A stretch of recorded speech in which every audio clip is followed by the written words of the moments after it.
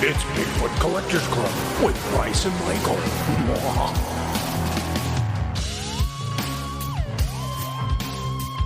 I know a ghost story or two.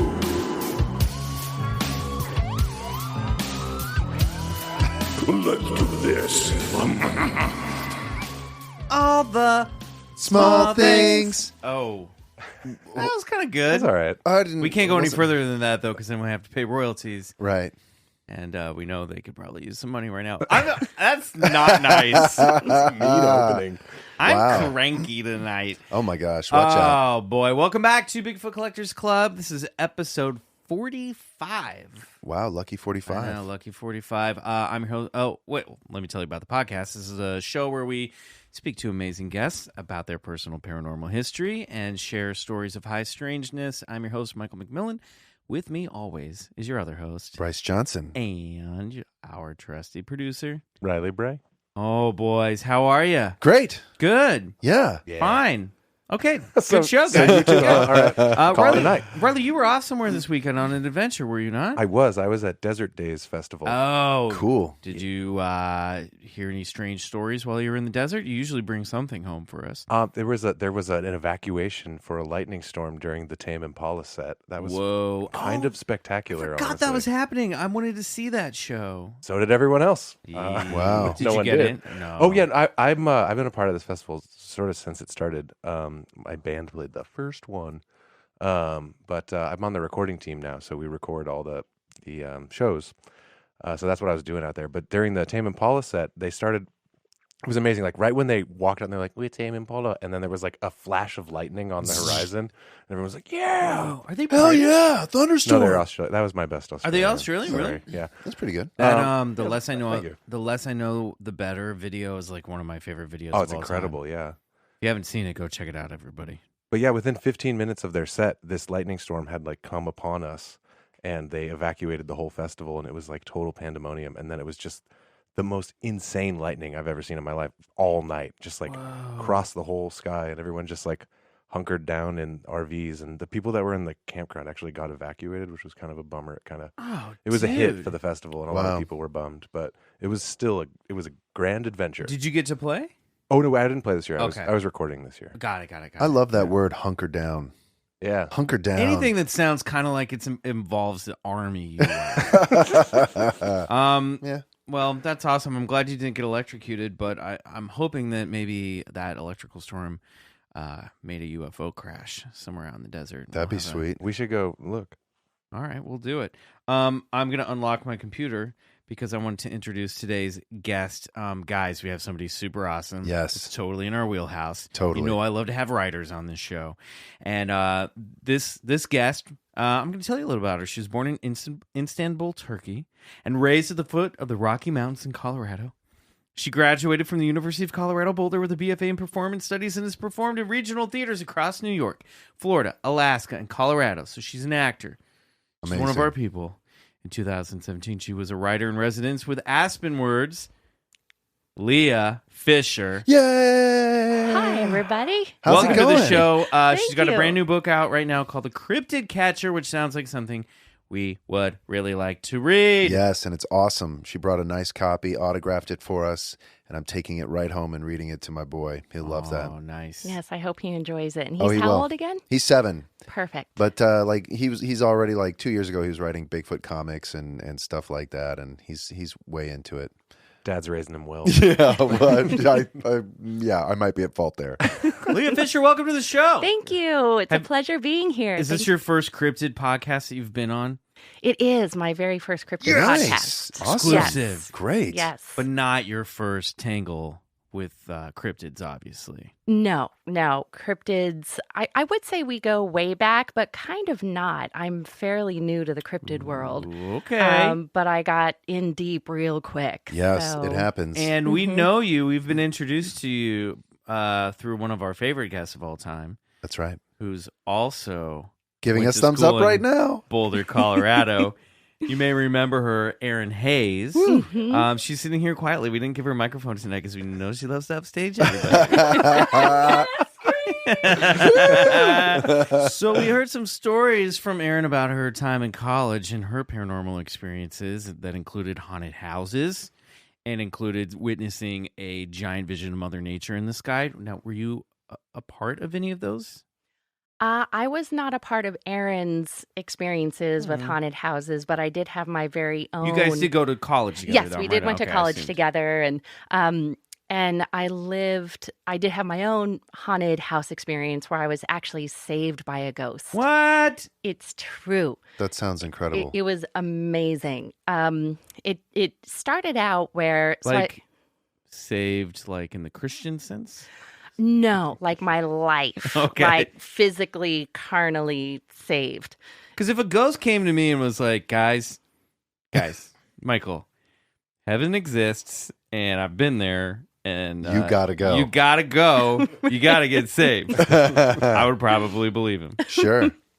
So what happened was I was living in like an old house and there were 5 of us in the house, and it was right after college, and it was an old house with like a creepy attic, and I lived in the attic where there was like just a tiny window, no way to get out of it. Were you I wasn't expecting that. Old discarded baby doll or I was forgotten rocking horse? Is that what you were in college? I was a student fresh out of college with a degree in theater, so I couldn't afford much for rent. You know, that'd be me though. I'll take the attic for sure.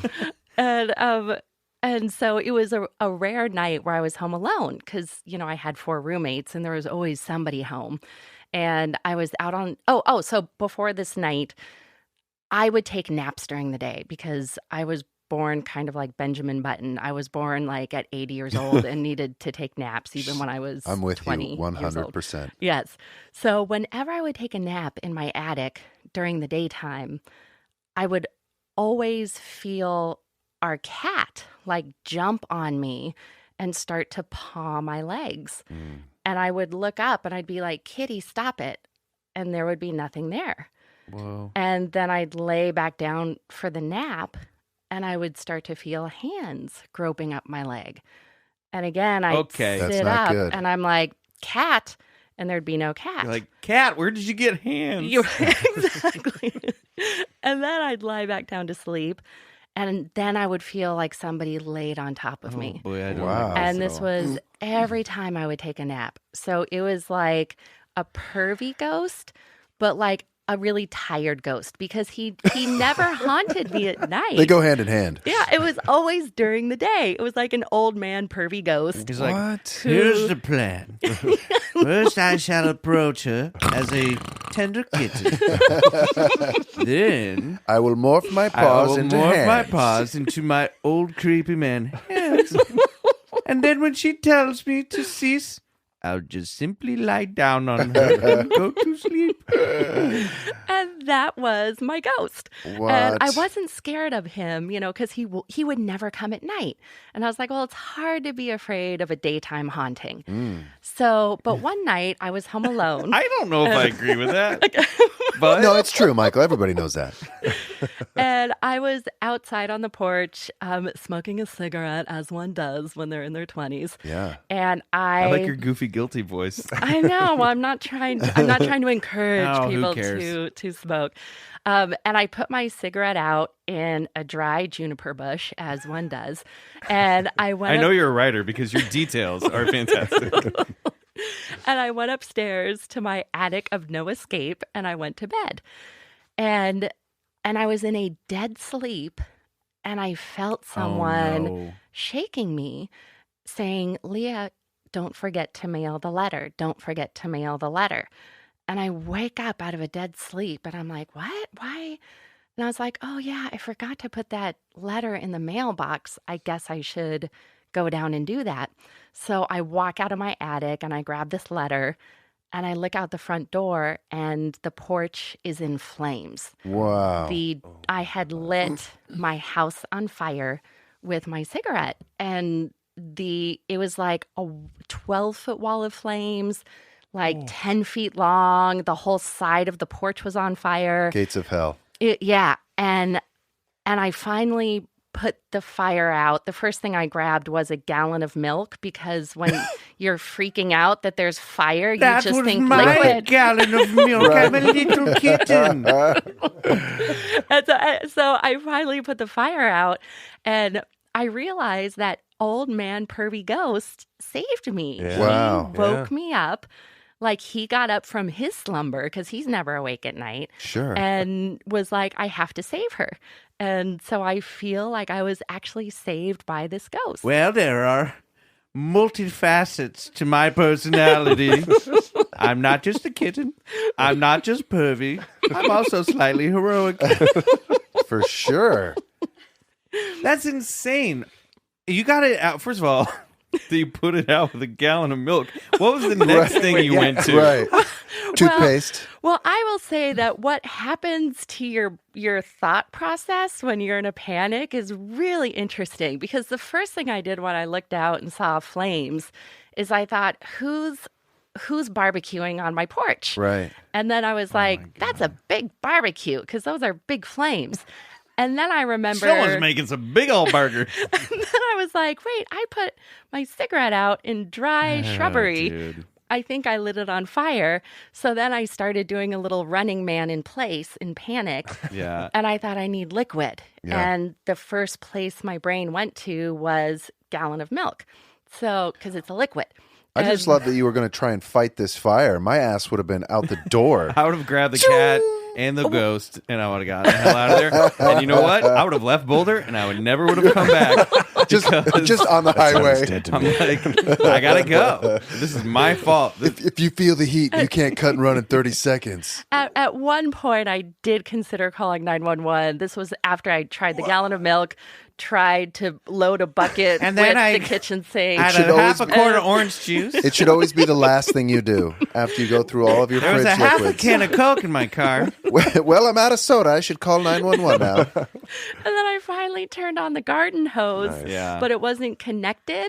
Oh, And God. so then water wasn't coming out of the hose. So then I tried to connect the hose, but with the water on, and that wasn't working. You know, again, when your brain's in a panic, you're not thinking clearly. I just like that it turns out you were Mr. Bean in college. I've got full like Benny Hill music playing on my end to this firefighting endeavor. Oh, my God. And finally, it was at that point where I was like, do I call the fire department? And it just feels so dramatic. Like, I don't know if you've ever called 911, but like, it takes you a minute to be like, is this the moment? Is this Right. the time that Oh my I God. call for help? Yeah. And so I didn't. And I eventually just grabbed my bucket and I went to the open spigot and I did like a little, fill. Old-timey fireman. Old timey fireman with one person. Wow. So how long did it take to put out? At this She's like, point, 2 days. 2 days. This is my a house rare on occasion fire. where like the ghost is overshadowed in this story. I love that she's like, is this like during the panic? Oh, Should I call forgot. the fire? A No, ghost is also involved with not this ready story. here yet. Wow. And no, it took me like a couple of load the bucket, splash the Sure. bucket, load the bucket, splash the bucket.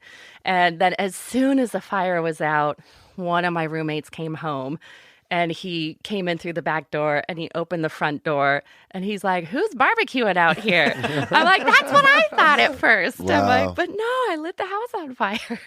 Wow. Did they let you live there after that? They did. Oh, They that's did. I nice. could, yeah. And the ghost and I lived happily ever after. Wow. Did you ever experience the ghost again after that, or? I honestly can't remember, but I I must burned in the have. fire. Man, Wow. Well, we want to hear some more stories. I feel like you got as a if that few. wasn't good enough. But before we get further into your personal paranormal history, Yes. good God, that was great. Wow. We have some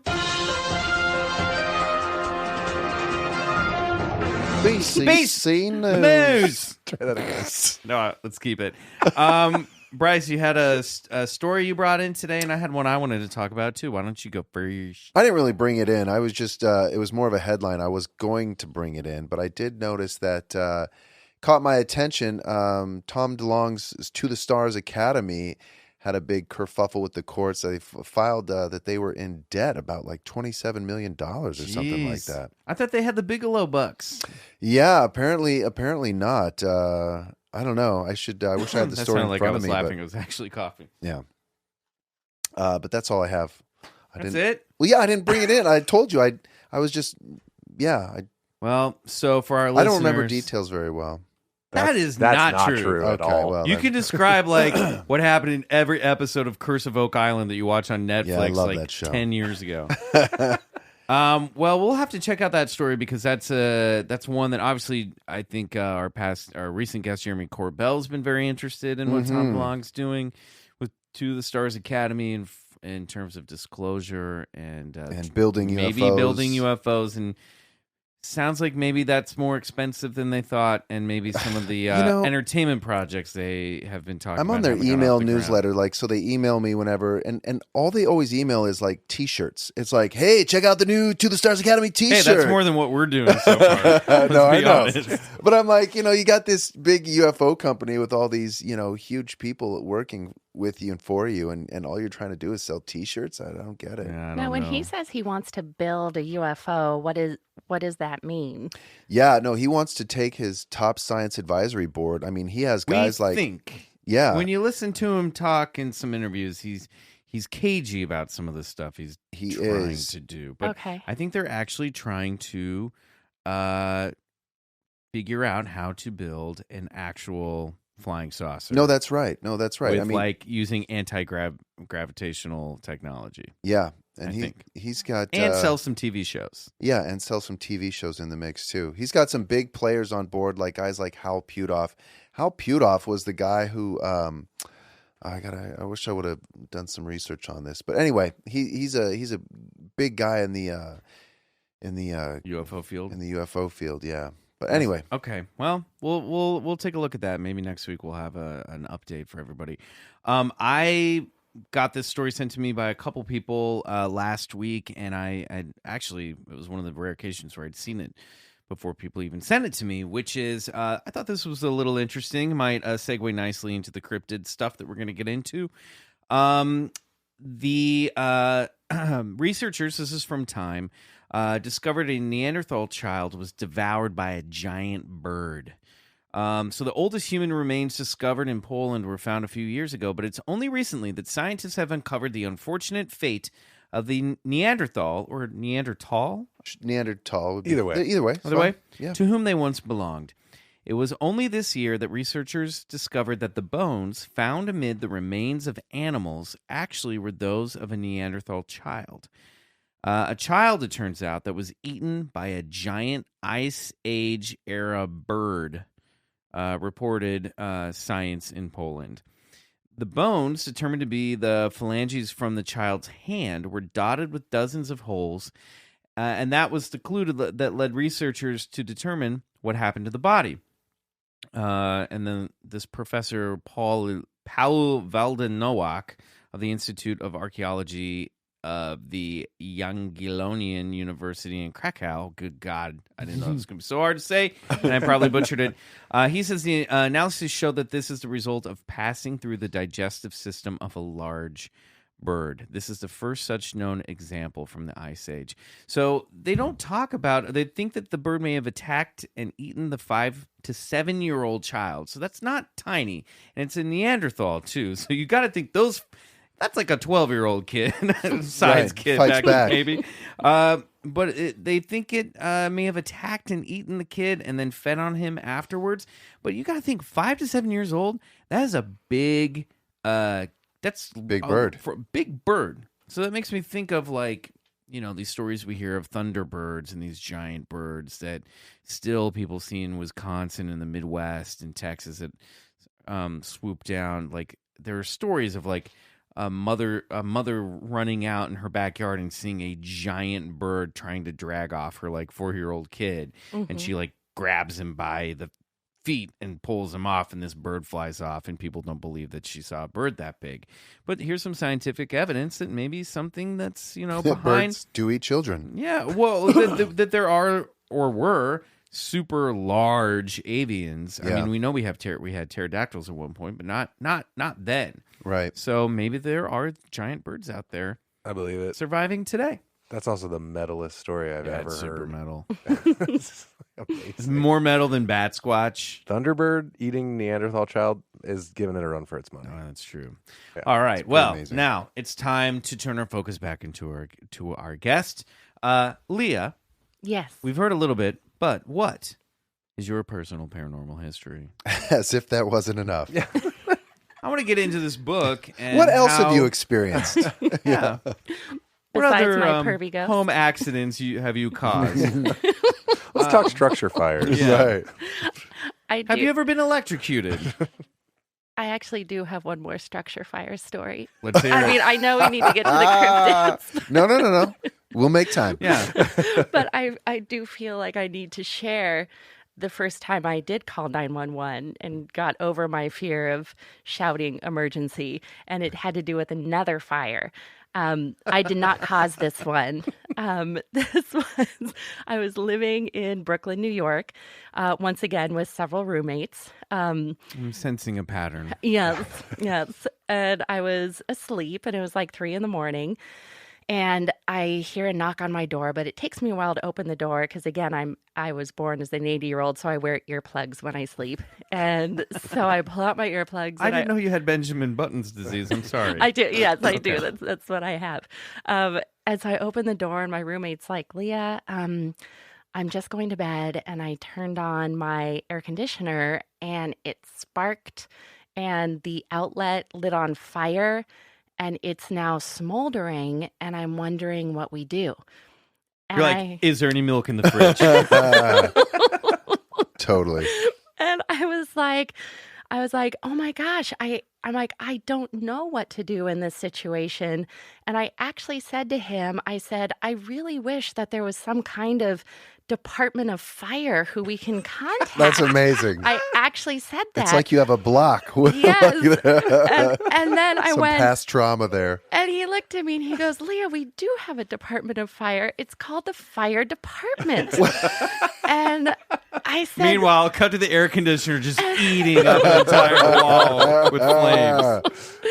and I almost started to cry because I was like, we do have a fire department. Yeah. And we can call them and they will come. Yeah. And so we called, and the first person to show up were these lovely NYPD officers, male, female, so sweet. And they come in, and they're just looking around and looking at my photos. And they're like, is that your ma? Oh, she looks like a sweet lady. And they're just talking and chatting, and we're just having a nice time. And then I'm like, well, is the Department of Fire coming? And Would you like to see the fire upstairs? Or nah, we'll just this is nice down here. and they're like, oh no, here they come. And I see the lights, and I look over at the female police officer, and she's putting on lipstick. Wow. And the male police officer is like, look at my partner. She loves when the firemen show up. She just puts on a lipstick, and then he goes, now, is your downstairs door still locked? And I was like, yeah. And he's like, you better open it or they will take it down with an axe. They love doing that stuff. And so I ran downstairs, opened the door, and instantly my bedroom is flooded with like 11 Department of Firemen. They are beautiful men. Yeah. And I started crying again because I'm like, you are here to save me.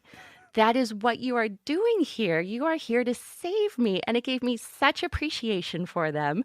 And they pulled out a spike and they tore down our wall to make sure there wasn't fire in the wall. Wow. And they deemed us safe. And After they tore down a wall after or they two. tore down a wall.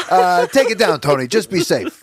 I just feel like you had some preparation for this at one point before you would know what to do that I when would the fire started. that I would know what to do. Yeah. Like, I mean, you've been through this once. I feel like you would know. You would have learned the first time just call 911. It's a surprise every time. It's like it never happened amazing. before. Oh I'm hoping it doesn't happen a third time, but I'm hoping if it does, I will Surprise every immediately time. That's Yeah. beautiful. call 911. Yeah. No one's really expecting a fire. No. Not No. really. Unless you start it. Yeah. Correct. Oh, brother. That is so funny. I like that moment though of you just realizing your belief and appreciation of society. And you're just Yeah. like, wow. Oh yeah, I was like, Department of Fire. we've done a great job here with this Department of Fire. Like, this America isn't too bad. Yeah. I like living here. Wow. Well, okay. We got to get into this book Okay, because yes. I'm so excited to talk about it. And I want to know, how did you go from being someone who did not know about the fire department to getting into cryptids, which most people have never even heard of? I mean, we've heard of most people hear of Bigfoot or Loch Ness Monster, but judging from the cover of your book, The Cryptid Catcher, you've got Goatman on there. It looks like you got Bat Squatch himself on there or something like it. So how did you go from being a performer and someone who wasn't into this stuff to into this? Yes. Well, I was living in, at the time, Brooklyn, and I was a performer, but my journey of being a performer is I basically sat around and waited for the phone to ring. So I had a We know lot. that feeling well. I've been victim to that as well. Yes. So basically, I had a lot of time on my hands, and I wasn't feeling creatively fulfilled. And somebody gave me some really good advice. They said, if you're not happy, look at the evidence of your life and do something with it. And so I was like, well, the evidence of my life is I'm paying my bills, working a part-time job. So the rest of the time, I'm just kind of sitting in coffee shops and feeling like I have a creative voice, but not really knowing how to get it out. And I was like, well, I'm sitting here in front of my computer and maybe I could try writing something. And so I was turning 35 and I was single and feeling down. And I was like, well, why don't I go traveling a little bit just to clear my head? So I saved some money and I took myself to New Zealand and I did a Lord of the Rings hiking tour. Cool. Because I'm that big of a nerd. And as I was hiking, this idea for a book just kind of fell fully formed into my head, just like a story. And I was like, well, why don't I start writing? Like, I don't need to wait for the phone to ring to write. I can just sit in front of my computer. So I sat down and I wrote a book and I really enjoyed it. And I loved the book. I loved the story, but it was basically The Hobbit. I just basically wrote The Hobbit is So what I did. I want to get this straight. You were in the Shire. And you were suddenly struck with an idea for a book that was fully formed. So there's this ring. And you loved it. And then you wrote it. And it was The Hobbit? It was basically The Hobbit, but they were drunk all the time. They're drunk So all it was the time like in The drunk Hobbit. hobbits all the time. Well, that's true. That's true. But It's just called Drunk Hobbit. pretty much. And I tried to get like a it. literary agent, and they're like, no, this is just The Hobbit. And Also, your house is on fire. You need to call somebody. but I got enough positive feedback that I knew how to write, that I had some talent with writing. And maybe I should just try not to rewrite somebody else's book. So then I was like, well, what ideas do I have for my next book? And at the time, I was reading a book on the Delta Force because I love military history. Oh, yeah, me too. And then I read an article on TMZ about Charlie Sheen and how he put together a hunting party. I am so excited to where all of this is going. Hang in there. So he went to Alaska with a hunting party to search for the otter man. And I was like, who is the otter man? I've what? never heard of it. You guys heard of the No. Otter Man? Yeah. I'm blanking on that one. Yeah. And I was like, who is the otter man and what does Charlie Sheen want with him? And Otter blood. He owes him some money. Yeah.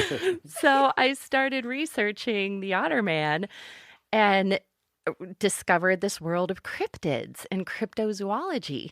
And I discovered that, every culture has cryptids, every country has cryptids. And I was like, this is really interesting. This is like different than mythology. This is legend. In legend, there's an element of truth to legend. And people believe that these creatures exist and they might exist. And everybody in this room believes they exist. So going back to the Delta Force, I thought, well, maybe I should write a book about this. Well, I didn't know genres or, kids' books, adult books. So I wrote an adult book about a Delta Force soldier hunting cryptids. And I thought it was fabulous. I would love But to play it was that just role. The Hobbit. But- again. But again, it took place in the Shire, and he had large feet and was... And again, I submitted to every literary agent out there, and I did not even get rejection letters. Like, everybody was like, no, this is ridiculous. And then 4 months later, my current agent contacted me, and he was like, Leah, I really like your writing. Do you have representation? And I lied, and I was like, well, I'm fielding some offers right now. Good. And in his mind, he was like, no, you're not. It's been 4 months. I've read your book. Yeah, he's like, I read your book and nobody's offering you anything. But he was like, but I like your voice. And he said, would you mind rewriting it for the young adult, for kids 13 to 18? And I was like, yeah, I'll give it a go. So I read all sorts of young adult books to, get the tone and the voice. And I rewrote it for 13 to 18-year-olds, and it was terrible. It was basically about a boy looking for a dragon while thinking about sex. And Wait, I'd read that. Yeah. I know when I tell that I'd to like to people, play that role, too. When I find that dragon, first thing I'm going to do is make out with it. So it was awful. And my agent was like, Leah, this is awful. And I'm like, I know. And he goes, well, maybe you should try to rewrite it for middle graders, for 8 to 12-year-olds. And I was like, I'll give it a go. So I read a bunch of middle grade books, again, just to get the tone and what you can do with the genre. And I rewrote it then about a 13-year-old boy who discovers that cryptids are real and that his father has been training him to find them and catch them in order to find the one cryptid who is immortal.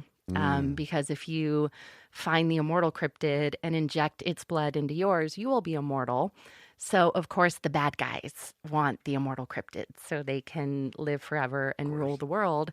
So it's now up to this 13-year-old boy to find the immortal cryptid and save the world. That's an incredible story. Like, that's like, not just because we're into that stuff. I'm talking about the your tenacity to keep going and keep pursuing and to be flexible too. And and to pivot to totally be changes flexible. and, I love stories like that of overcoming adversity. So many times, I mean, on these creative endeavors, the first thing you do is just, you kind of let them fall by the wayside or give up on them. And good for you. Kudos for sticking to it. And now you have this amazing book that's sitting on our little coffee table. And Yeah, so when That's did this incredible. come out? So this came out August 21st of this year, congratulations. 2018. Thank you. It's with Farrar, Straus & Giroux, which is an imprint of Macmillan. Awesome. wow. And it's a 2-book deal. So book 2, The Cryptid Keeper, comes out August 2019. Oh, Awesome. that's so Yeah. cool. That's so exciting. That's Yeah. great. Thank you. Yeah, that's a Thank big- you. very What- inspiring story. Yeah, totally. absolutely. Thank you. Well, I was just, they say find your champions. And I was just so grateful that I found this agent who really helped me navigate finding my own voice. I never would have known that I was a middle grade adventure novelist. I never knew that about myself until he was like, try this. No, that doesn't work. Try this. And it could have kept going worse. You could have been like, you know what? Try baby books. So at least you Pop-up stop. books. Yeah, have you tried pop-ups? So at least it stopped right at because you're right in a good zone with this. I feel Have you tried just picture books? No words. We'll get you an illustrator. Totally. Actually, you won't be a part of this at all. But it's your idea, and thank you for that. Right. Amazing. Oh my God. Wow. It is so funny.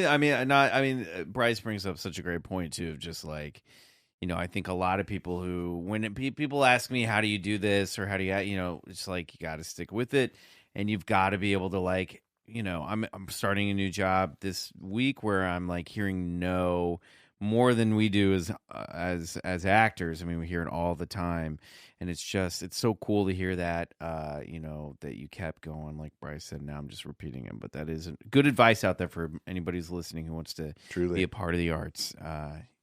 Listen to Leah's story. So what you told me, or you mentioned in an email, that you recently spent time with Lauren Coleman. Yes. Tell us about that. So I haven't met Lauren yet, but I will in April. Oh. So Lauren Coleman is the founder of the International Cryptozoology Museum. I believe so. Founder of the museum. Curator, yeah. Yeah, curator In of the Portland, Maine, correct? Portland, Maine, of the International Cryptozoology Museum, which is the only cryptozoology museum in the world. And he has been so gracious that he has agreed to collaborate with me, and he is relaunching his Junior Cryptozoologist Club. How cool is that? Yeah, so they are, they're discovering that cryptozoology, even though people call it a pseudoscience, even though a lot of scientists are cryptozoologists, they're discovering that cryptozoology is acting as a gateway science for kids, where kids... I couldn't agree more. Yeah. It's the weed of science. Yeah. Right. Yeah. And exactly. It's weed of science. And so... Cryptozoology. The weed of science. And so they're discovering that when kids study Bigfoot or the Loch Ness Monster, that they're exposed to other life sciences. And just like when kids learned about dinosaur bones. Right, Yeah. that's what was popping in my head. And all of a sudden kids are like, I want to be an archaeologist. Kids are now learning about cryptids, and cryptids are kind of the new dinosaur. So Lauren is relaunching the Junior Cryptozoologist Club. And so he's currently designing a special website, and it's like a hidden website. How and exciting. You need a password for it. Love it. And he's designing pins like they have in the Audubon Society. Oh, that's great. And so each pin will have like a cryptid on it. And so it's just a way to like get kids, interested in these mysteries, because nowadays for kids, the world can seem really overexplored because kids can grab their computer and Google the answer to anything. And so to have the thought that there are still things on Earth that can be uncovered, that can be explored, that we don't know about, that on Earth there can be a frontier of exploration, can be really exciting for kids. I couldn't agree more. And I think that's so well put, because I know in my life, so nothing has driven me more than kind of like the mystery of discovering what's possible out there, not just in this life, but possibly what's there after this life. And, and all that stuff, it drives an imagination that I don't think you're going to get from anything else necessarily. And I think that's so important, especially for kids. How many times do we go out into the woods, with a toy gun, hoping to come across, or just your imagination flourishes, and I think that's great. I have two questions. Yes. One, having gone from not knowing anything about cryptids or cryptozoology to now doing this research and writing this book, I would like to know where your mind lands on these things in believing or not believing. And two, did you ever find out who or what the Otter Man is? Good question. I think I fall in that place where I really want to believe in these cryptids, because it gives me the same sense of mystery. It gives me the same sense of not everything is explained and explored. And I've thought a lot about it. Why do we need to believe in Bigfoot? What does that give us? Why is that so important to us? Well, in our case, it gives us friends. It's true. Yeah. But I think for me, it gives this sense of there's more, there's something else, there's mystery, there's adventure, yeah, I want to believe in that. I enjoy believing in it. As for the Otter Man is a shape-shifting being located in southeast Alaska, and he's a creature that shapeshifts from a human to an otter. Ooh. Is what I learned about him. Cool. Mhm. Did he get him? Charlie? I don't think Charlie got him. If he did, he didn't. He hasn't told anybody. It's in his refrigerator, in his basement refrigerator. Oh, wow. I got to look up the Otter Man. I'm That's surprised we missed that fascinating. one. Yeah. Mhm. Wow. Well, congratulations. I'm so excited to read your book. And Bryce, that's going to be such a nice treat for the kiddies. Yeah, my boy's going to love that. Absolutely. I mean, he's the exact type of demographic that you're talking about. Like, his imagination really sparked when he's like, wait, where are you going? Oh, it's just a Bigfoot podcast. Don't worry about it. You know, what are you doing? Who's Bigfoot? Are you my dad? Are you sure? I mean, this character is pretty much your son. Yeah, It's no, like I you're know. secretly training him to be a cryptid hunter. It's true. It really is true.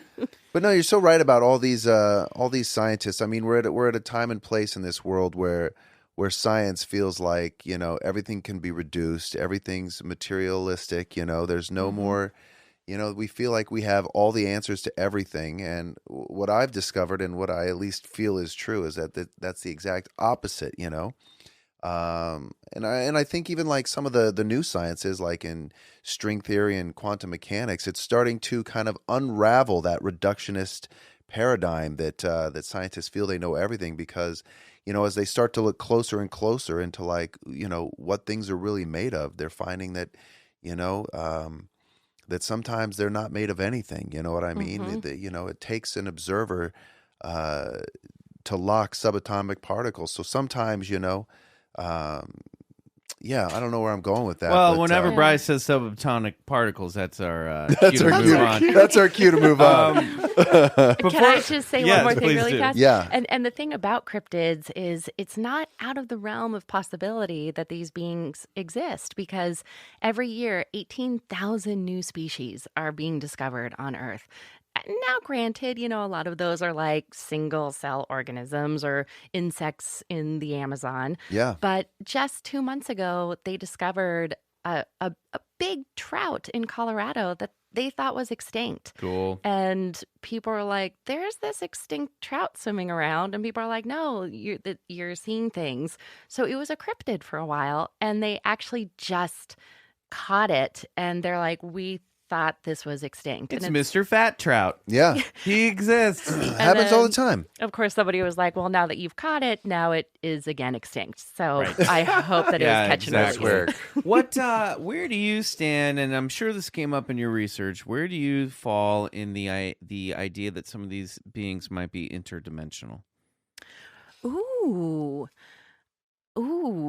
I actually didn't think that much about interdimensional, but going back to string theory, I know a little bit about it, just what I've seen on the TV specials. Sure. And how they're looking more at the possibility of interdimensions. And parallel And universes. parallel The multiverse, universes, yeah. And my mind tends to go less to the sci-fi, Sure. so I haven't thought that much about it. But We I'm get a lot of stories on this show. When we research stuff about like Bigfoot's entering through portals, and maybe some of these creatures like Mothman are not actually of this earth, but might slip in and out from.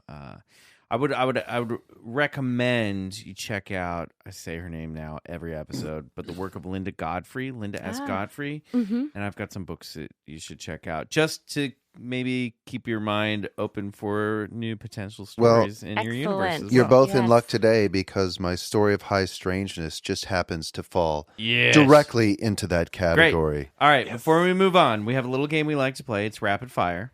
Oh boy. You have the choice between two words: bullshit or believe it. I'm going to throw some terms out at you one by one, real quick. You say bullshit if you don't believe in it, and believe it if you do. Okay. Or believe it if you do. And Fire if there's anything you want to circle, Bullshit. yeah. Well, Department of Fire. Believe it. Exactly. if there's anything You got that it. you want to circle back on, we will after we go through the list. Okay. Okay? You just let me know. Okay. All right. On your mark. Get set. Ghosts. Believe it. UFOs. Believe it. Bigfoot. Believe it. Angels. Believe it. Gnomes. Believe it. Fairies. Believe it. Unicorns. Believe it. Loch Ness Monster. Believe it. Alien greys. I don't know what that is. The gray aliens with the big black eyes. Oh, I gotta believe figure it, out a believe it. different way to phrase that. I was guess. picturing them grazing like cows. Yeah, I gotta figure out how to change that. Parallel universes. Believe it. Reptilians disguising themselves as humans. Bullshit. Mermaids. Believe it. Yes. Heaven. Believe it. Hell. Bullshit. Dogmen. Believe it. Yeti. Believe it. Elves. Believe it. ESP. Believe it. Chupacabra. Believe it. Demons. Believe it. Atlantis. Believe it. Time travel. Believe it. Life on other planets. Believe it. Life after death. Believe it. Cool. Dude, we stack up. Wow. I mean, we're like this Yeah. on our answers. That is awesome. Anything you want to circle back to, Bryce? Do you think? Oh, yeah. Oh, so demons, but not hell. Yeah, well, after I said believe it to demons, I was like, I think I want to take that answer back and say bullshit on the demons. Okay. All right. Yeah. Yeah, sure, Yeah. sure. I one time I went to I was going to different churches just to sample what they believed, and I went to a Unitarian church, and I spoke with the minister afterwards, and just to talk about what they believed in. And he was so funny. He's like, some people call us more of a social club than a church. He's like, because we kind of pick and choose what we like. He's like, here in this church, we decided we didn't like the idea of hell, that it was just too scary. He's like, so we got rid of it. We got Right. rid of Chill. it. And I was like, I like that. So if I can get rid of demons, I'm going to get rid of demons. Okay, fair enough. Yeah. They're like, and we weren't a fan of Matthew, Mark, Luke, and John, so we're getting rid of that part of the New Testament. Boring. We We didn't like the it. part with giants. Keeping the giants. Keeping the giants, getting rid of that other stuff. Get everything else goes. We're giantarians. I don't have a mic, but I want Hold it on. to be Oh, known. give her a mic. Give her a mic. I don't have a mic, but I want it to be known that I almost did a literal spit take when she just said aliens grazing. I had water in my mouth and it took me almost 30 seconds to get I did see you over there. I was wondering what was going on. It's an obtruse visual. We get it. They're just in a field, just chomping on some grass. It would be pretty awesome. Maybe that's what they're doing. Maybe that's how they form crop circles. It could happen. I need to add that to the list, too. All right. We're going to take a quick break, and when we come back, we have this week's Tale of High Strangeness. Yes, we do.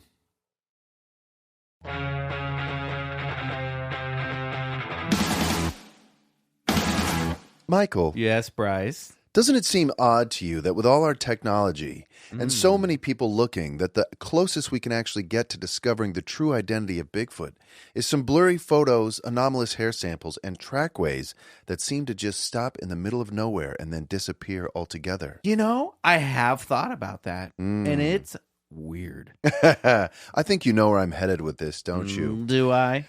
What is it that I'm suggesting is, rather than being a missing link between man and apes, Bigfoot may possibly be an alien entity with psychic powers and the ability to travel interdimensionally through portals and or spaceships. Whoa, you have made a few leaps. Oh, yeah.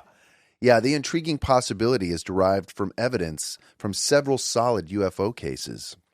Now, the earliest clues, Is today's High Strangeness tale?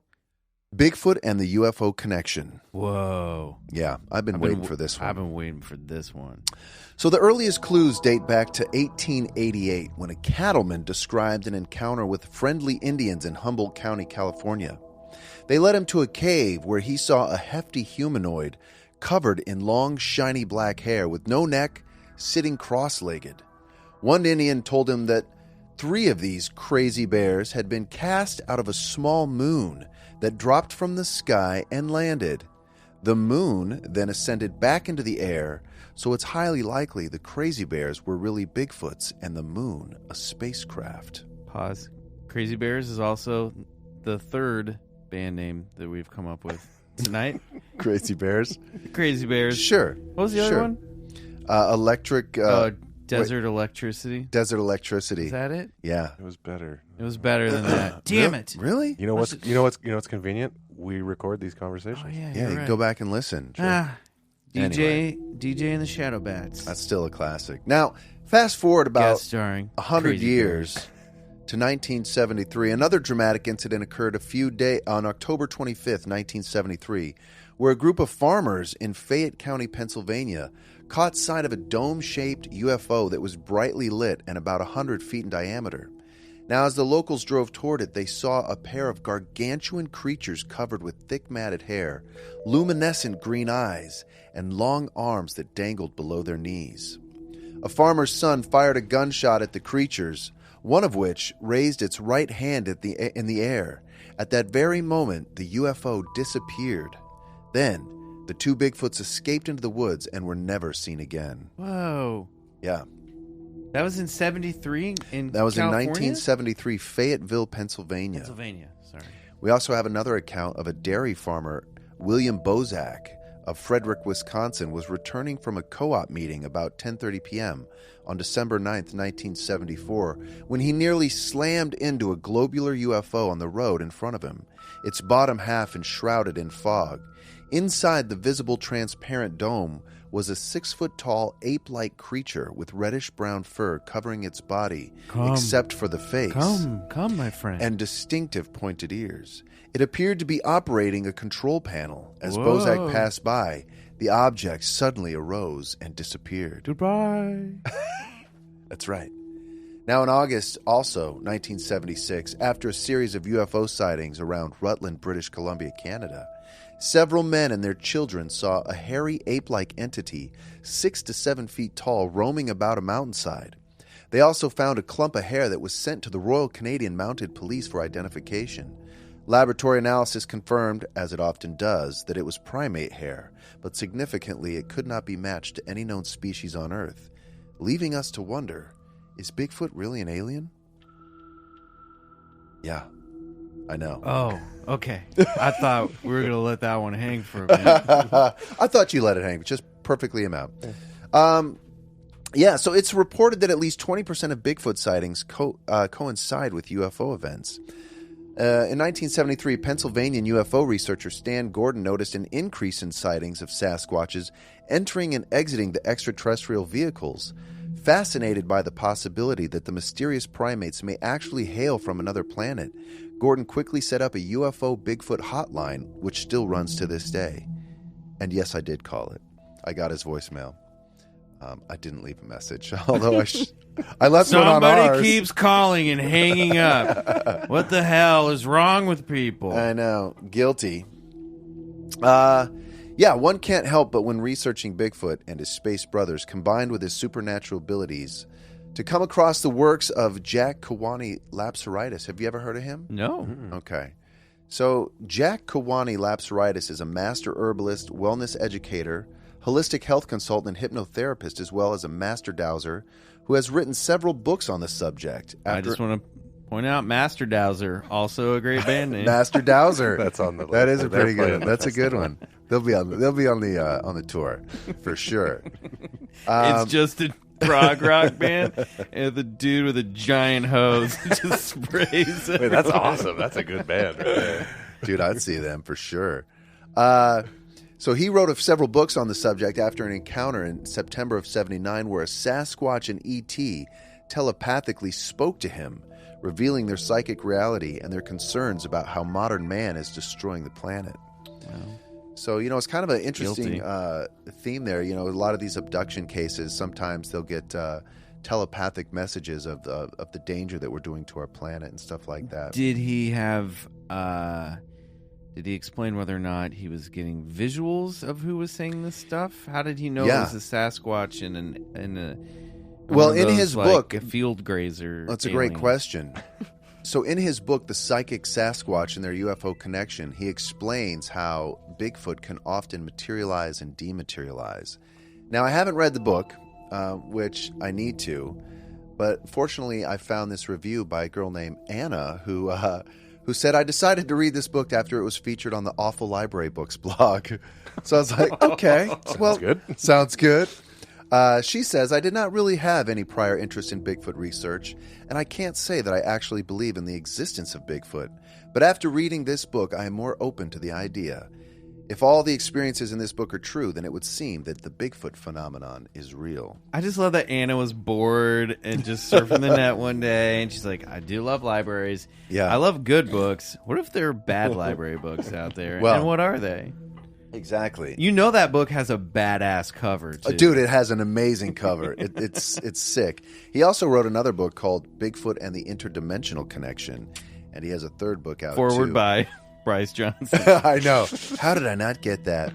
Well, Anna tells us that she learned quite a lot about Bigfoot. Wait, who is Anna? Who is she? She just did a review on that I I was on the internet. Amazon? Well, I haven't read You're the book. quoting people from Amazon Yeah. reviews Yeah. in our highest strangeness now? Yeah. You're talking about her as if she's a researcher. Yeah. Like, we all know who she is. Well, she bullet points what she learned. Anna.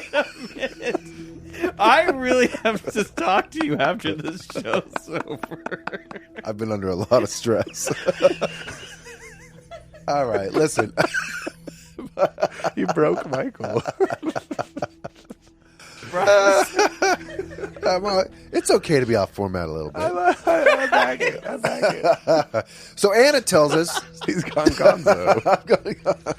I learned quite a lot about Bigfoot, Sasquatch. I want to know one thing.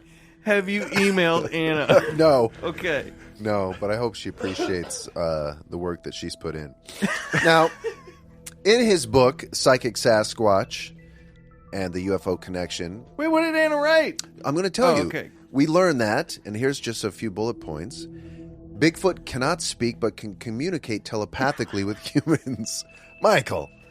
I'm just picturing you now using Amazon reviews as your research assistant. Well, you know. They can also communicate with other creatures. In fact, they sometimes use birds to spy on humans.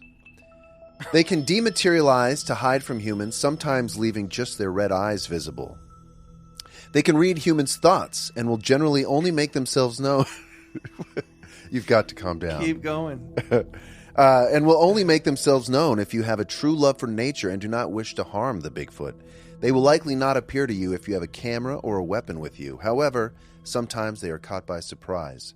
They have families, and in fact, one contributor to this book had a Sasquatch give birth in her hayloft. Wait.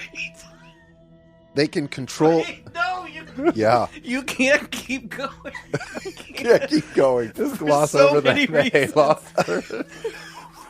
Wait, there was a hayloft birth of a Bigfoot in Yes. someone's barn? Yes, these are... Where? Well, these are personal accounts that Are in the book. that the author has God, taken. I want my birthday is 4 days from now. You better rush deliver this book to Dude, my house. it's a trilogy. For my birthday It's a trilogy. because I need it so bad. We also learn they can control the weather and heal humans in various injuries and diseases. There are 7 races of Bigfoot, and Bigfoot people live all over the world.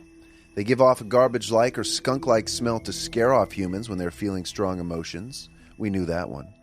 They can appear violent, may even threaten to kill humans, but they're just bluffing. They like human children and do not like alcohol. They like to stay up late and sleep until mid-morning. Some Bigfoot sightings are associated with the sound of a generator underground. This is because star people are working in subterranean cities underneath. Who are the star people? Now,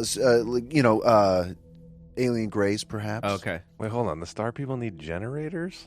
Well, because they're working, they're mining. It just seems like maybe they'd have Well, some they're sort working- of more they're- advanced they're technology mining. Listen. than like a Kawasaki. These are all just personal accounts. I know, I'm with you. I'm Okay, sorry. yeah. we're with you. We're with you. This This is very fun. It does get a little strange. Now, let me see. Fire up the jetty. We got stardust to mine.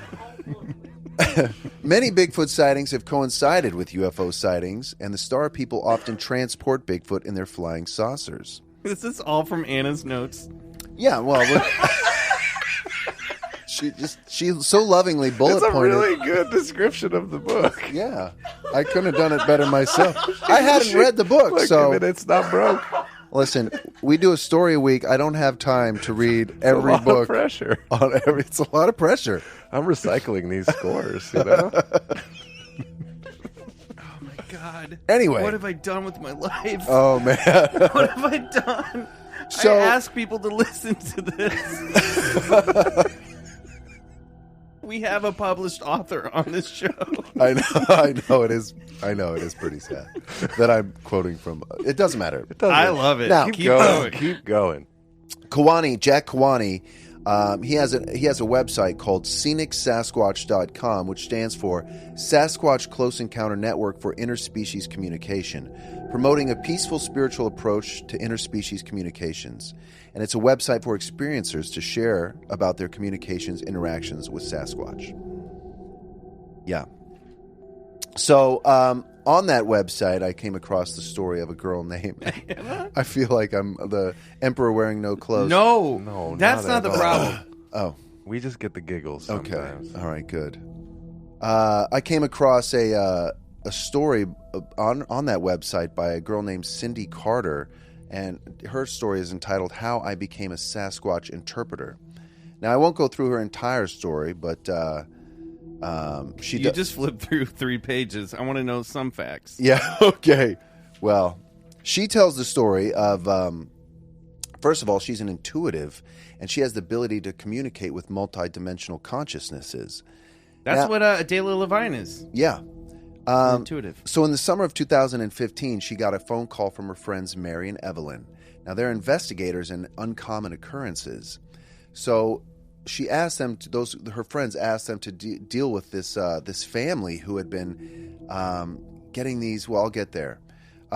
So they called and said they were involved in a case where they are now assisting the family within some very scary activities at their home.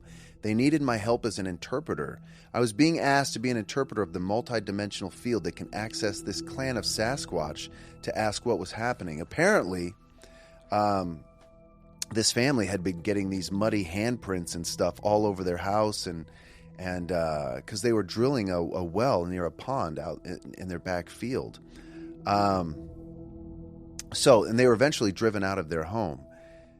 So she was brought in after about 2 years and was told that it was a large acreage property partially in the pasture, and that there were many caves on the property.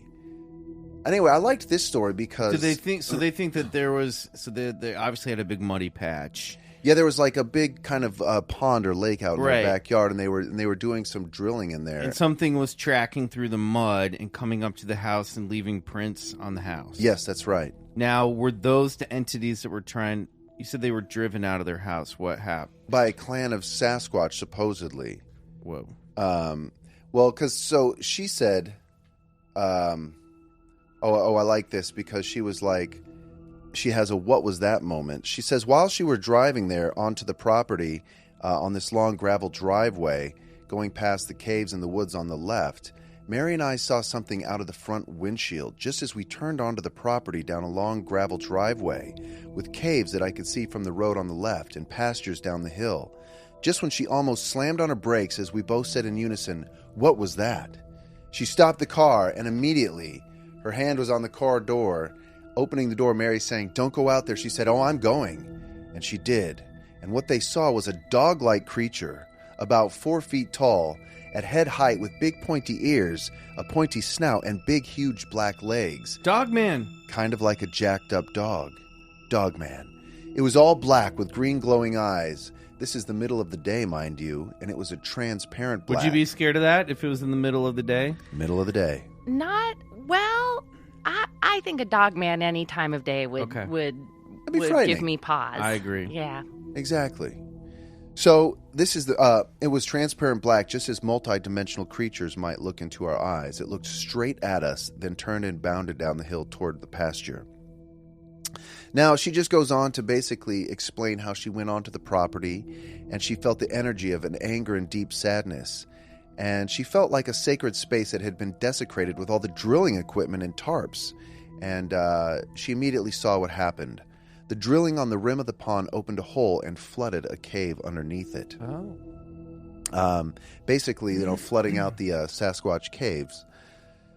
She said she was given complete story in one split of a second in her mind, delivered telepathically like it was a collective thought of all the beings involved. Immediately, she knew it was a clan family, a unit comprised of 2 adults, male and female, as partners with 2 children and 3 other adults in the family unit. This was their land and their sacred space. And the family had reported taking sacred pieces from their cave. And the Sasquatch clan, had felt violated and desperate to communicate. Hence which they called in Cindy. It also go on to tell how she, and this is gets a little crazy here, as if it hasn't already. Buckle up. Samantha, if you're listening in the car, you might want to pull over. Yeah, right. Let's see. Where do You we need the Sasquatch psychic. Yes. No, so she had reported that she had evidences of alien greys carrying 2 Sasquatch babies across the field each day. Well, okay. Yeah, I know. In the morning and in the evening. She joked that it was the greys' job to babysit them each day. That this alien would carry them across the field each morning to the other cave system and the other side of the driveway and then return them around each evening like clockwork. She was allowed to see that because she had worked and communicated with the greys since a child. This is one of the ladies on the farm, not Cindy. She was fascinated as well as scared of them. Anyway, so to bring this back to... you can't just go anyway after dropping... Yeah. Dude, listen, I love this shit. I love how weird... It's so strange. Just the visuals of it are great. Listen, it is bonkers, but it might be true. Well, I wanted to bring it back to Kawani, the guy who wrote Master Dowser. The Master Dowser who wrote the Psychic Sasquatch. So when she told him all this story, she called, and he was gracious enough to stop his life for a moment and engage with me, she says, and just everyday stuff. So I told him about the black dog, and he immediately said, "Oh, the dog man." I said, "Yes." He said, "They are interdimensional guardians of the Sasquatch. They monitor and watch their areas to protect and warn them when others arrive." She says, "Okay, that makes total sense." Then she asked about the gray alien, and he told me that they are often together and that the grays basically work for the Sasquatch, and sometimes they assist them with earthly issues. So I liked that story because it kind of had all 3 of them in there, and I know it's a little out there. Well, what do you take away from this, Bryce? Well, that one was, a little wild. So No. I'm serious. What? I'm not arguing. I'm just. What do you think? High strangeness. But Yeah. I wanted to bring it back to something a little bit more grounded. And that's, when I come back to John Keel. Are you familiar with John Keel? He is the man that wrote the book, The Mothman Prophecies. He's kind of a legendary cryptozoologist writer in his own rights, much like Lauren Coleman. And he's explored topics of high strangeness too. Now, Keel is well known for, like I said, having written the Mothman Prophecies and for popularizing the term Men in Black.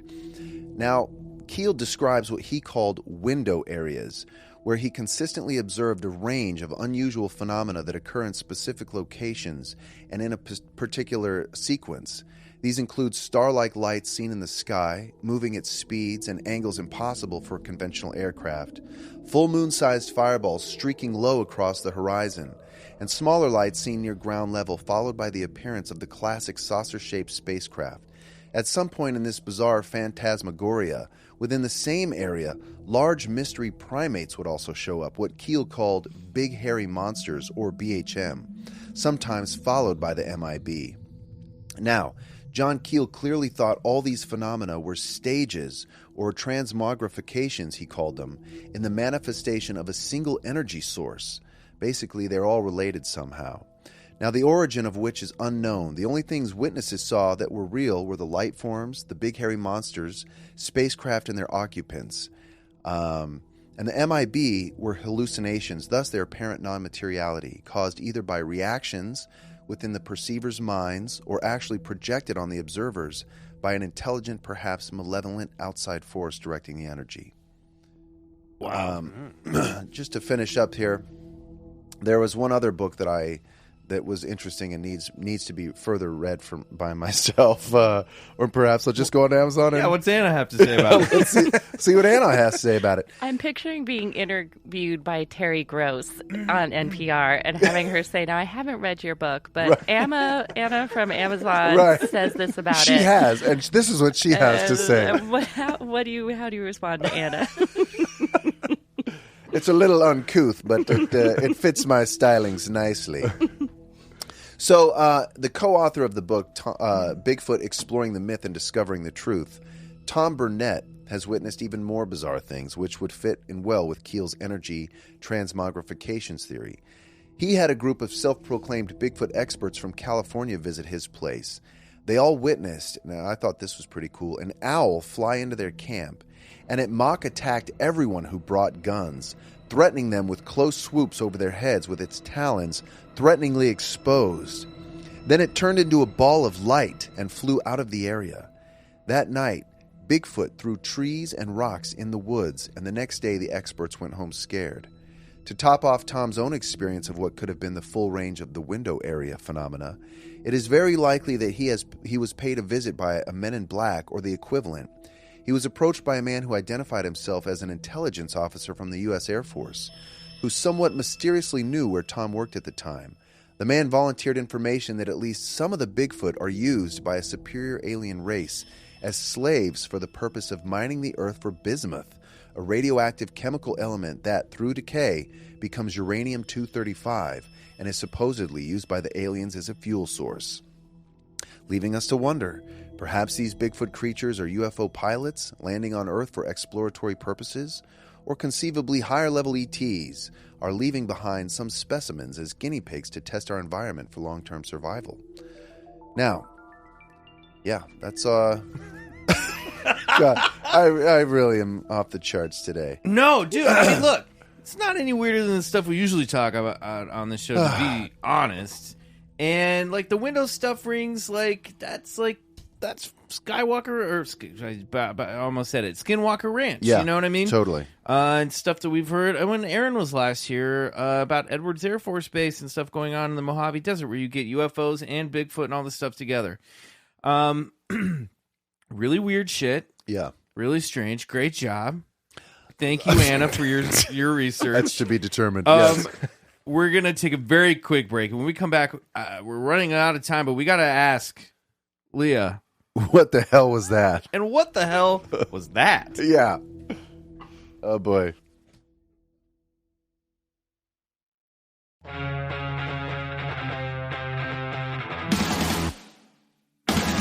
Well, did you ever read anything like that when you were researching your books? That was a lot. And Yeah. that was really, I actually didn't know of the Bigfoot UFO connection. So that was actually really interesting to hear. Yeah, I guess we've sort of been fascinated, or at least I am particularly, as to, first of all, not only just the connection of Bigfoot with other kind of phenomena, such as like psychic abilities, and not only that, but like people seeing balls of light in and around an event of Bigfoot sighting. But I've always felt that, Bigfoot seems to be more than just a missing wood ape that we have yet to discover or lock down. And two, something more than just sort of a missing link between, man and where we've evolved today, the, Homo sapien. I definitely fall under the category, and I know we've discussed this so many times on this podcast, that Bigfoot is perhaps paranormal in nature, and as Keel would suggest, having something to do with these, other strange phenomena, part of this from either a single energy source that perhaps is, like they talked about on that Skinwalker Ranch, some sort of an intelligence that seems to be fooling with them. But I don't know. It certainly leaves a lot of questions open to to the nature of Bigfoot. I love the visuals of these stories. I love the visuals of these accounts. I love the image of a dude driving down like a forest highway at night, and there's a glowing orb with a Bigfoot hanging out in it. That stuff is rad. I don't know what to make. I honestly can't totally wrap my mind around this stuff, and I know that's part of the nature of some of these stories and a lot of these real. I mean, what I dig about this stuff is like this is when we really get into real high strangeness, because when you start picking away at it, you start digging down a little bit further, it gets weird real fast, and it's obviously you kind of have to like just take a deep breath and figure out like, all right, this person might have a different agenda. This might be a little crazy, but, you know, it's fascinating stuff in terms of legend and lore, especially. I mean, it makes me want to read those books and get into it and really see where you can come. But the thing that I was confused about, one of the things I was confused by was what did Keel say about the Men in Black were hallucinations? Yeah, that was I picked up on that too. So you see a real Bigfoot or you see a real UFO, and then later your interaction with the Men in Black is a hallucination. It's a side effect? Non-materiality. I've never heard of that before, and that's wild. I hadn't either, but apparently that's his take on Men in Black, that they are sort of and the Men in Black were hallucinations, thus their apparent non-materiality. I don't understand that either, because from the Men in Black encounters that I've read, I mean, they were certainly material beings, caused either by reactions within the perceiver's minds or actually projected on the observers by an intelligent, perhaps malevolent outside force directing the energy. Got it. All right. Well, what'd you take away from this weird, wild stuff? Well, one takeaway from it is I wonder if the connection with, you know, UFOs and Bigfoot is that it's a way to explain why we haven't seen Bigfoot, that, he can just poof away. Mm-hmm. You know, because why haven't we seen these creatures? And one thing I was reading about ocean cryptids, why it's easy that we haven't seen them, is that they used to be seen a lot more before we created ships with engines. Mm-hmm. You know, back when we would sail across the ocean, they would see the creatures a lot more. But then once we got ships with engines and they would stick to certain shipping routes, the cryptids could hear them. Mm-hmm. So that's why we don't really see a whole lot of ocean cryptids anymore, because they stay away from us. But it's more likely that you would see a Bigfoot out in the wilderness because they don't. Yeah, but you know, we tromp through the woods, we make a lot of noise, you know, and if you're native to a forest and you know when you got some hikers, you know, walking around. I mean, That's it's true. true. It's Yeah. true. I feel like a case could be made for both ends of the spectrum of why they're so easily to avoid detection. I mean, you know, just this, you know, if they're such an intelligent creature, you know, I'm saying they're hearing us. That's and what they I'm know saying. how to get out of there. No, without a and doubt. hide. Yeah, and they see us miles before we even, you know, step Yeah. foot onto their, you know, their area or whatever. But you're right. It is kind of a quick getaway excuse all for like, they just pop in and out of a portal. But Well, it's also trying to unify all of these weird things into one coexisting universe, which is a really hard thing to do, you know? Yeah. That's what I love about it. Just the idea of like Dogman, Bigfoot, and Alien Greys all working together. They're like hanging out. Totally. the Avenger. This is like the Avengers narration. Yeah. Where they're all in a shared movie universe, Right. and I dig that. And it does dictate a need. You know, we do have a need to kind of dictate and organize all of this stuff into one kind of thing. But I don't even feel like we're there yet at all. If that's the case, you Yeah. know. I don't know science does the same thing with the unified But there's- field yeah, there's theory. just They want to also- just kind This of is your unified field This- theory. yeah. This is my There's cryptozoological. something just so I feel like once we get into this territory, I don't know what's stopping us from being like all of this stuff is like some sort of waking shared dream. You know, all of this is some sort of psychic projection from our own consciousness that is creating these archetypes and legends and projecting them into our own reality. Because once you're getting to the point where people are seeing aliens carrying baby Bigfoot, Right. it's like, all right, what is reality at this point? Because you're either either that's something that happens, in which case, like, sign me up, tell me that story, I need to know more. Yeah. Or that person's crazy, or all of our, like, Jungian archetypes and legends are all getting mishmashed together as, like, time This collective evolves, unconscious soup. and it's pouring out of some psychic orifice in the collective mass, and people are actually seeing some sort of waking dream that is a little bit more real than a hallucination.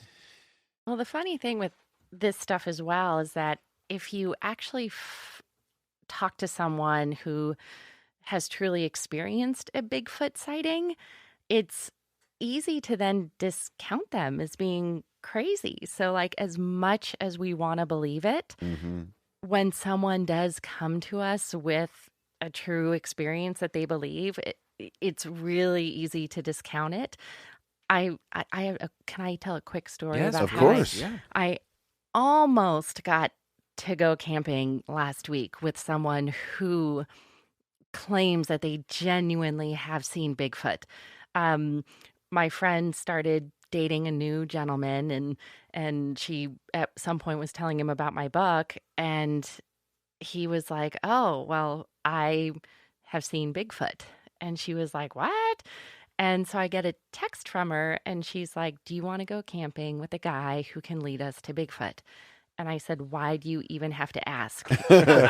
Absolutely. Of course not. Oh, Absolutely.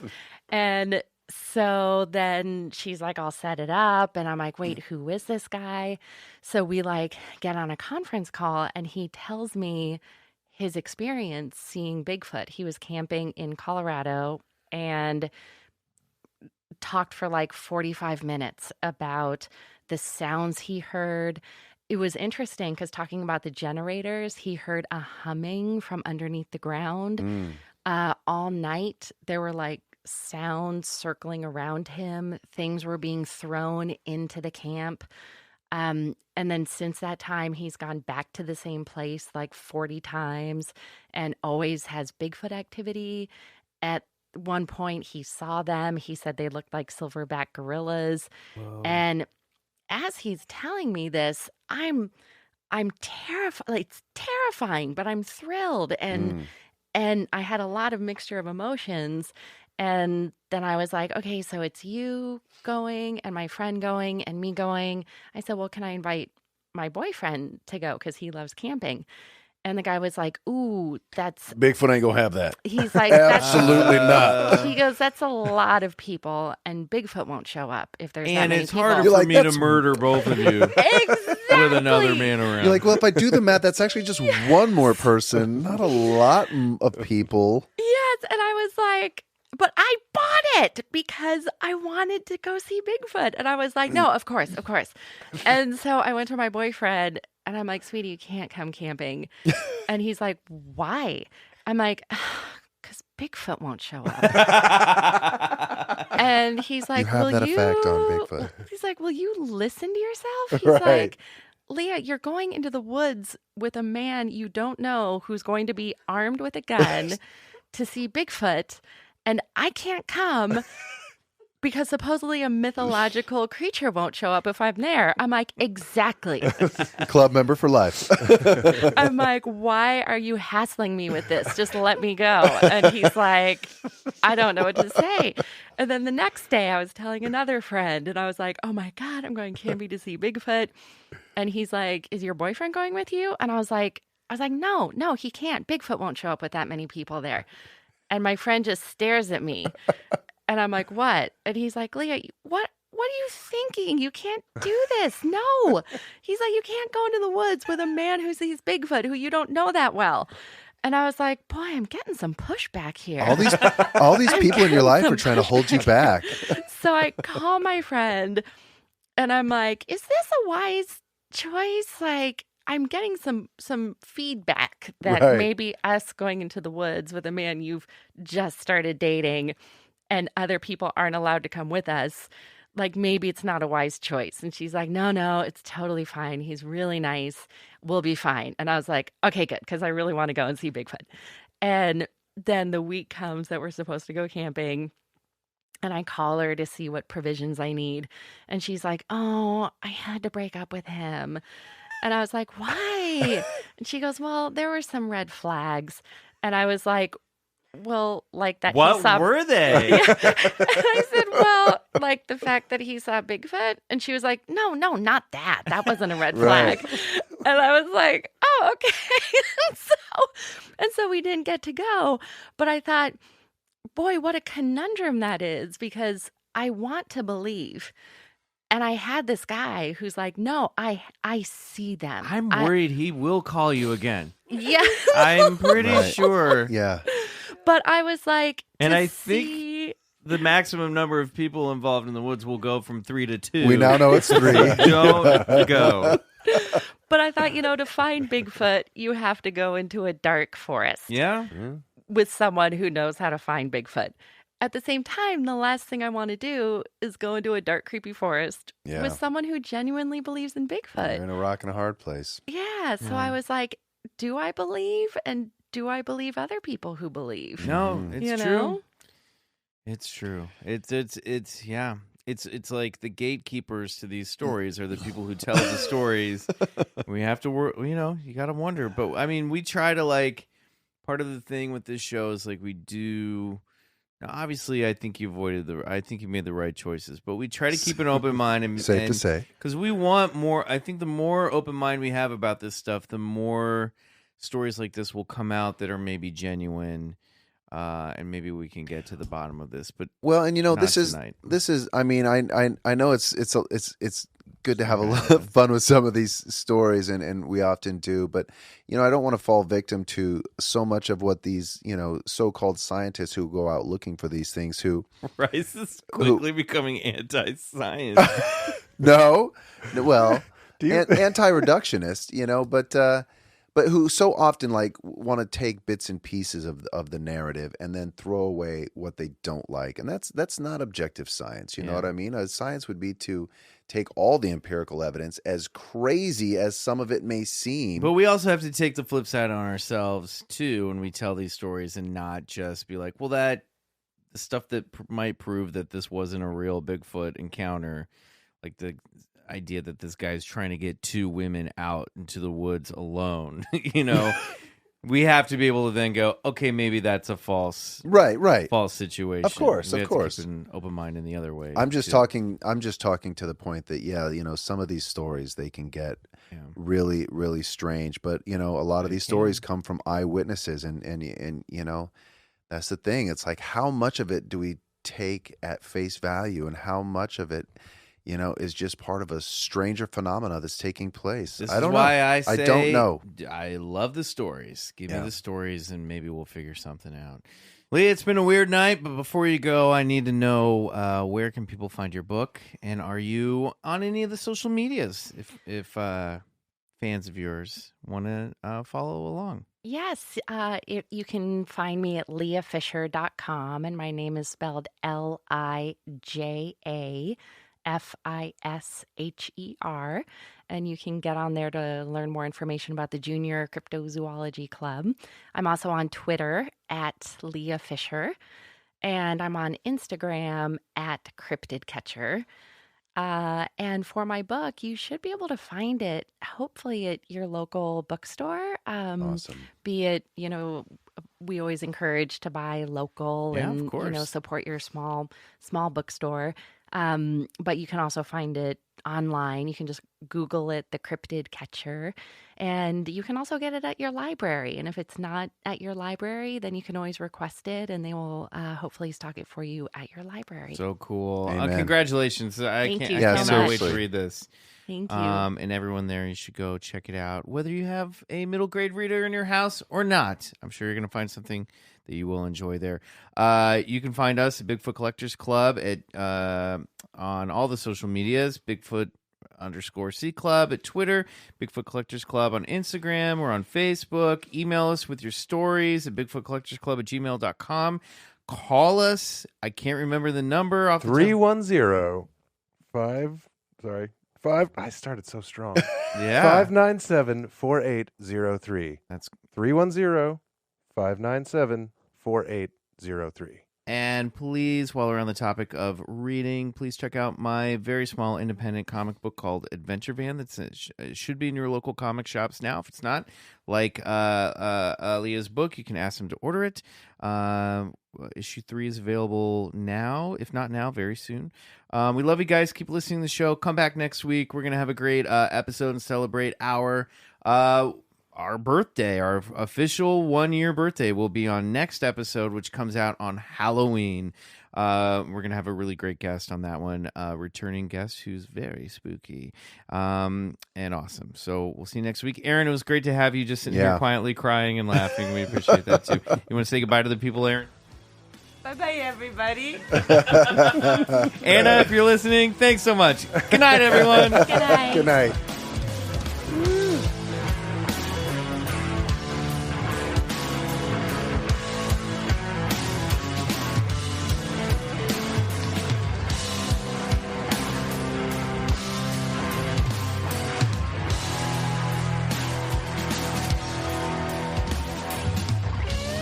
Bigfoot Collectors Club is produced by Riley Bray.